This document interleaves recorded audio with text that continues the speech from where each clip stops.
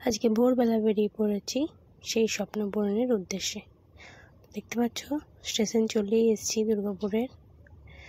তো ভোরবেলাতে যাচ্ছি আমরা, এই যে আমি, আমার একটা বোন, তারপরে ট্রেনও চলে এসছে আমাদের। হ্যাঁ, তোমরা যারা যারা ভাবছো তারা ঠিকই ভাবছো। আমি যাচ্ছি এবারে সারেগামাপায় 2024 অডিশন দিতে।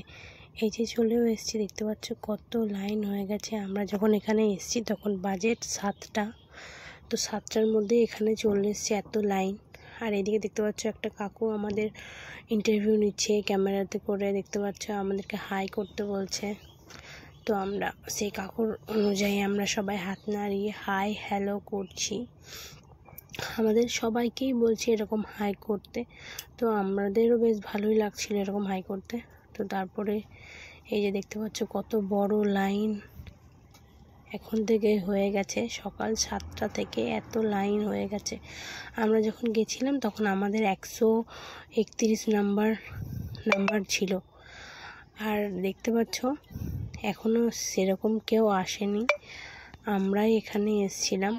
তারপরে এই যে আমরা ঢুকছি, দেখতে পাচ্ছ আমাদেরকে সবাই, অনেকজন বলে না অডিশনে যেতে গেলে তোমার আধার কার্ড বা ভোটার কার্ড লাগে, কিচ্ছু লাগে না, সেসব কিচ্ছু লাগে না, শুধু তোমার 2 কপি ফটো লাগবে, আর কিচ্ছু লাগবে না।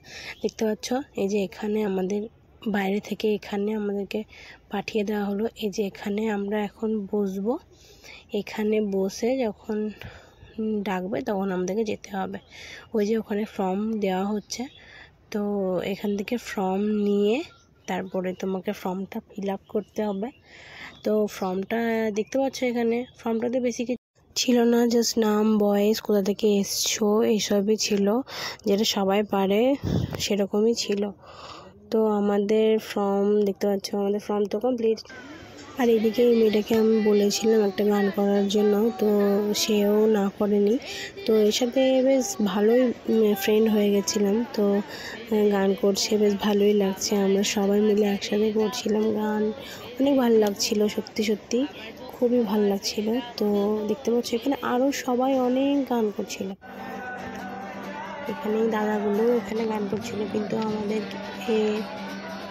সেখান থেকে যেতে হচ্ছিল অন্য একটা রুমে যেখানে আসল অডিশন হচ্ছে। সো আমরা লাইনে দাঁড়িয়েছিলাম সেই জায়গায় যাওয়ার জন্য। তো দেখতে পাচ্ছ অনেকজন এখানে আছে যারা গান করছে অডিশন দেওয়ার জন্য, সবাই আছে এখানে। তো আমরা যাচ্ছি এখন অন্য একটা রুমে। তো এই যে সিঁড়ি দিয়ে ওপরে উঠতে হচ্ছে, আর ওখানে একটা দাদা দাঁড়িয়ে ছিল, সেই দাদাটাই আমাদেরকে বলে দিচ্ছিল যে কোথায় যেতে হবে। তো চলে এসেছি আমরা সেই জায়গায় যেখানে অডিশনটা হচ্ছে, যেখানে ভেতরে স্যার মানে জাজ আছে।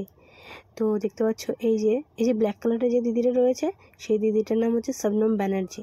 সে কিন্তু সারেগামাপায় একবার গেছিলো ছোট্টবেলাতে, তো তাকে নিশ্চয়ই সবাই চেনো। তো আমাদের অডিশন কমপ্লিট, তো আমরা এখন যাচ্ছি বাড়ি। তো আজকের মতো টাটা।